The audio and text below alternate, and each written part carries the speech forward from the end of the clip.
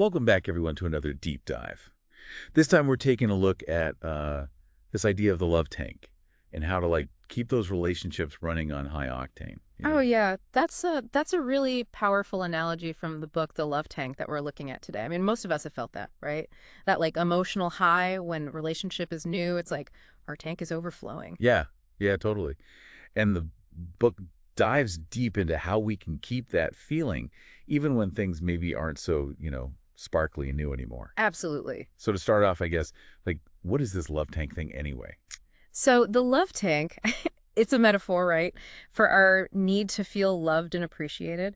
It's like just like a car needs gas, our relationships need this like emotional fuel to keep So going. if our tank's empty, we're not going to get very far. Pretty much, yeah. And one of the key points that the book makes is that we all have different ways of feeling loved. So what fills your tank might not do much for someone else. That's where those 5 love languages come in. Ye- Words of affirmation, acts of service, receiving gifts, quality time, and physical touch.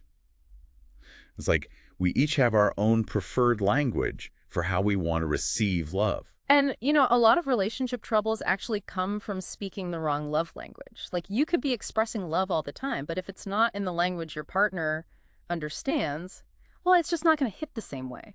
Like trying to order a pizza in, I don't know, French when the chef only speaks Italian. Yeah, exactly. They're hungry, they want to make you something, but, without a shared language, it's just not going to work out. Exactly. And then that frustration, it can build up. The love tank talks about how empty love tanks can lead to, well, all sorts of issues. Resentment, withdrawal, conflict. Suddenly you're arguing about whose turn it is to do the dishes. But the real issue is this deeper emotional disconnect. So recognizing our partner's love language, that's key. But the love tank goes a step further, right? This idea of high-octane love. Yes. Think of it this way. Regular gas, it'll make your car run. But high octane, that's what gives you the real boost, the power and efficiency. So with love, it's not just about filling the tank, it's about filling it with the good stuff. Exactly. But how do we actually do that? Well, it goes beyond just knowing the love language. It's about understanding the nuances of what really resonates with your partner. It's about the quality, A&D, the quantity. So for someone whose love language is gifts, it's not just about getting them any old present, right? Uh-huh. It has to be something thoughtful that shows you get them. Yeah, you got it. Like if they're really into, say, photography, a generic gift card wouldn't be as powerful as, I don't know, a new lens or a photography book they've been wanting. It's that extra thought that really shows you care. Wow. I'm starting to see how even small gestures can become so much more meaningful with this high-octane approach. But what happens when those love tanks run dry? The love tank talks about some pretty serious consequences, right? Yeah. Yeah. When those tanks are empty for too long, it can really lead to a cascade of problems. Like we start to feel unappreciated, maybe resentful, even insecure. And this isn't just about romantic relationships, is it? No, not at all. I mean, this applies to friendships, family, even our relationship with ourselves. Absolutely. It's about recognizing those emotional needs we all have, regardless of the type of relationship. In fact, the love tank dives into how understanding these love languages can actually benefit us in all areas of life. It even connects with some psychological theories. Well, that's interesting. Are there any specific theories from, I don't know, psychology or sociology that you find particularly relevant to this? Well, one that immediately comes to mind is Maslow's hierarchy of needs. It places love and belonging right up there with basic needs like food and shelter. So just like we need food to nourish our bodies, we need love to nourish our souls. Yeah, exactly. And when those needs aren't met, we kind of experience this emotional starvation that can impact, well, everything.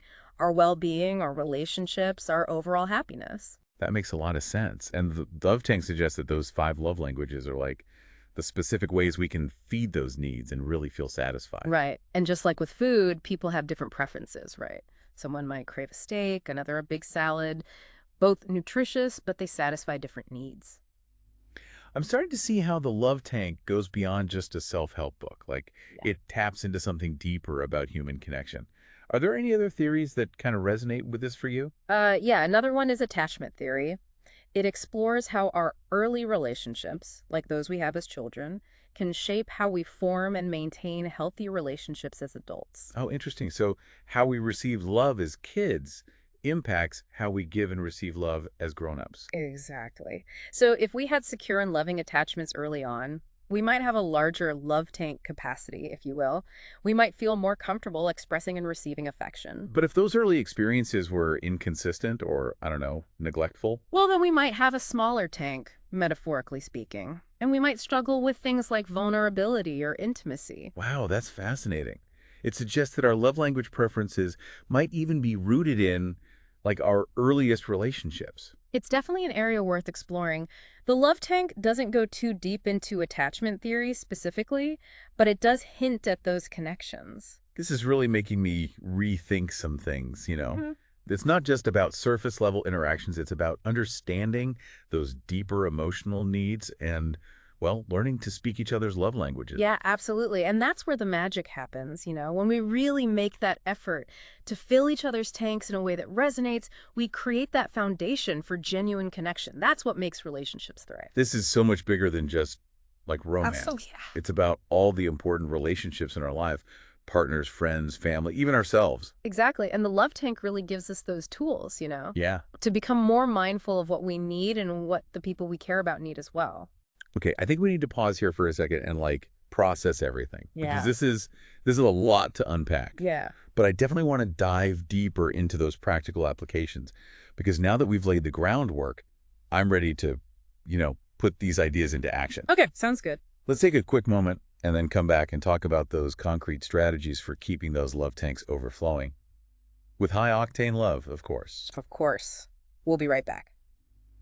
Okay, so we've covered why understanding love tanks is important, but let's get practical. The love tank has some good advice on how to actually use this, in real life. Yeah, let's get into that. I mean, it's great to know the theory, but I'm ready for some action, put these love languages to work. Okay, so step 1, become fluent in your own love language. The love tank really emphasizes that, like knowing yourself, what makes you feel loved so you can tell others. Makes sense. Mhm. If you don't know what you need, how can you expect your partner to? Right. Exactly. Sometimes it takes a little digging. The love tank suggests thinking about times you felt really loved and appreciated. What was it about those moments that stood out? Like those peak love moments, they hold clues. Yeah. And once you know your love language, you start seeing it in other people too. How they give and receive love, it's like a pattern. Okay, so let's say I've figured out mine. How do I figure out my partner's? Is it weird to just be like, hey, what's your love language? Haha. Well, you could be direct. Sometimes that works. But the love tank suggests observation too. Notice how your partner expresses love to you, to others. What gets them excited? What do they complain about? Oh, interesting. So their complaints are like clues to what they're missing love-wise. Exactly. It's like a treasure hunt, figuring out their language. Okay, this is fun. But there are 5 love languages? That's a lot to master. We can break it down. Let's start with words of affirmation. This is all about, verbal compliments, encouragement. So someone with this love language needs to hear, I love you, I'm proud of you, stuff like that. Yes, but it's not just saying the words, it's about being genuine. The love tank is big on that. Generic compliments don't work as well as something specific. So instead of, you look nice, I might say, I love how that shirt brings out your eyes.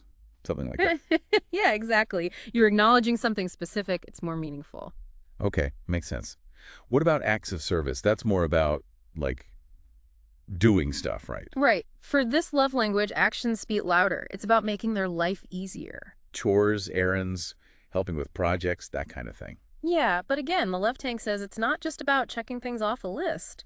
The acts of service should be, thoughtful. So if my partner's stressed about work, ordering takeout is nice, but maybe helping them with the actual project is better. Exactly. It shows you're really paying attention to what they need. Wow, this is like next level love language stuff. Yeah. What about receiving gifts? Is it all about the actual present? Not necessarily. People with this love language do like gifts, but it's more about what the gift represents, the thought behind it. So a cheap gift that shows you really get them is better than something expensive but generic. Exactly. It's like a book by their favorite author, something that reminds you of them, even a handwritten note. I'm realizing I've been doing gifts all wrong. Okay, quality time, that one seems obvious, right? Just spend time together. Not so fast. The love tank says quality time is about being present, not just in the same room, but engaged. No distractions. Phones away, TV off, actually talking and connecting. Exactly. Deep conversations, shared experiences, just enjoying each other's company. So if your partner's love language is quality time and you're always on your phone when you're together, they're going to feel neglected. Yeah, they'll feel like you're not prioritizing them. Okay, that makes sense. Last one, physical touch. This seems a little, I don't know, tricky. It can be. You have to be respectful of boundaries. But the love tank says it's not just about sex, it's those smaller gestures too. Hugs, holding hands, a kiss. Just those little touches that say, I care, without needing words. Right. And everyone has different comfort levels with touch, so communication is key. Okay, my head is spinning a little, but in a good way. This is a lot to process, but I'm feeling more confident already. Good. And remember, it's a journey. What worked for your partner a year ago might not work now. You know, people change, needs change. So we got to keep the communication open, adapt as we go. What about when we mess up, though? I mean, nobody's perfect. What if I speak the wrong love language? It happens. We're all human. The love tank emphasizes intention. It's not about getting it perfect every time. It's about trying and learning as you go. So even messing up can be good if we learn from it. Exactly. Being humble, admitting mistakes, and trying to do better next time, that's what matters. And remember, it's not about keeping score. This isn't a competition. It's about understanding and supporting each other. One thing that really stood out to me in the love tank is how it talks about moving beyond the in-love feeling. Like that honeymoon phase is great, but it doesn't last forever. Right. It's like the initial burst of energy, but relationships need a more sustainable kind of fuel to keep going long term. So how do we keep that engine running smoothly even when the fireworks fade? That's where the real work begins. It's about those daily efforts to speak each other's love languages, even when life gets crazy busy. Little things done consistently that add up to a feeling of being loved. So it's not about those big romantic gestures all the time. It's more about the everyday stuff. Exactly. It's like making regular deposits into a love bank account, you know? Yeah. Keep that balance healthy. Okay, that analogy makes sense. And those deposits don't have to be huge, right? Sweet text, doing the dishes, 10 minutes of focused conversation, all that counts. Exactly. It's those small acts of love that build up over time. This love tank thing is really changing my perspective, you know? I'm starting to see how much power we have to make our relationships better. Not just romantic ones, but all of them. It's a powerful realization, isn't it? We're not just passive in love, we're actively creating it. And the love tank gives us the tools to do it well. You know, as we've been talking, I realized there's one love language that really speaks to Emmy personally. Like it's making me rethink all my relationships. Which one is that? Well, remember how we talked about high-octane love, going above and beyond? For me, that's acts of service. It's those thoughtful actions that make me feel truly appreciated. That's interesting. It makes me think about how we each gravitate towards certain ways of expressing and receiving love, almost like it becomes a lens through which we experience the world. And it makes me wonder, what happens when people have completely different love languages? Is that a recipe for disaster? That's a great question, and it leads us to a big part of what the love tank is about. Mismatched love languages. What happens when your way of feeling love doesn't match your partner's? Yeah, that's what I'm curious about. Is that a relationship killer, or can you make it work? It doesn't have to be a deal breaker, but it definitely takes more work. When love languages clash, you can easily start feeling unappreciated or misunderstood. Like you're both trying to say, I love you, but in different languages. Exactly. The love tank warns that this can lead to resentment, arguments, all that bad stuff. It's like trying to put the wrong kind of fuel in a car. It's not going to run right. So how do we make it work? If our love languages are different, how do we keep those tanks full? The love tank has some great strategies for that. The key is approach it with curiosity and a willingness to learn. Don't see it as a problem, see it as a chance to grow closer. I love that. It's like instead of being frustrated, we can expand our love vocabulary and learn to speak each other's language better. Exactly. Love is an action, a choice we make every day. This conversation has been amazing. I'm learning so much, but I feel like we're just scratching the surface here. I agree. There's so much more to explore. Let's take a moment to, absorb all this. And then in our final segment, we'll dive even deeper and talk about some more practical tips. Okay, sounds good. Okay, so we're back and ready to really put this love tank knowledge into practice. We've talked about the love languages, figuring out our own and our partners, and even what happens when they don't match up perfectly. But now I'm thinking, what's the next step? How do we actually use this to build stronger relationships? That's the big question, right? And the Love Tank has some great advice on that. It's not just theory, it's about putting these ideas into action. Okay, I'm ready for some action. Give me those strategies. How do we get better at speaking each other's love languages? One of the best things you can do is, well, just ask. Don't assume you know what your partner needs. Just check in with them. The Love Tank actually suggests having a regular Love Tank check-in, like once a week or something. Oh, I like that. So we could actually ask each other, hey, what filled your love tank this week? Mhm. Or what do you need from me to feel more love? Exactly. It shows you're paying attention, that you care about their emotional needs. Instead of just hoping we get it right by accident, we're making it a priority. But what about when we're the ones feeling drained? The love tank talks about self-love too, right? Yes, you can't pour from an empty cup, right? Yeah. The Love Tank dedicates a whole section to that. Understanding your own needs is just as important as understanding your partner's. It's like you have to put on your own oxygen mask first before you can help anyone else. Exactly. If you neglect your own love tank, you'll end up feeling resentful, irritated, and that's not good for any relationship. So how do we practice self-love with these love languages? Do we just, like, give ourselves a bunch of presents? Haha, not exactly, but the idea is the same. Figure out what truly makes you feel good, loved, cared for, and then make sure you're getting enough of that. So, like, if my love language is quality time, maybe I schedule some solo dates with myself. Take myself out to dinner or something. Yeah. That's a great example. Treat yourself with the same kindness you'd show someone you love. I think I've been so focused on other people's needs that I haven't been doing that enough for myself. That happens a lot, especially for people who are naturally caring and giving.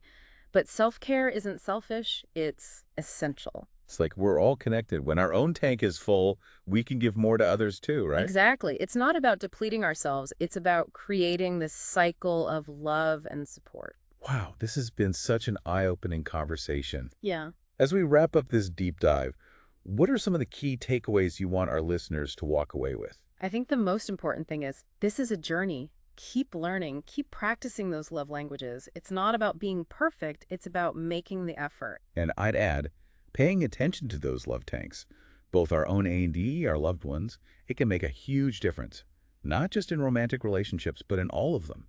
It's about creating a culture of love and support. Well said.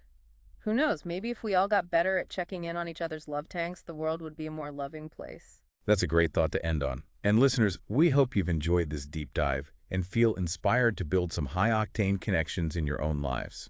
If you want to learn more, check out Dr. Gary Chapman's book, The 5 Love Languages. It's a fantastic resource for anyone who wants to create more love in the world. Thanks for joining us, everyone. Until next time, keep those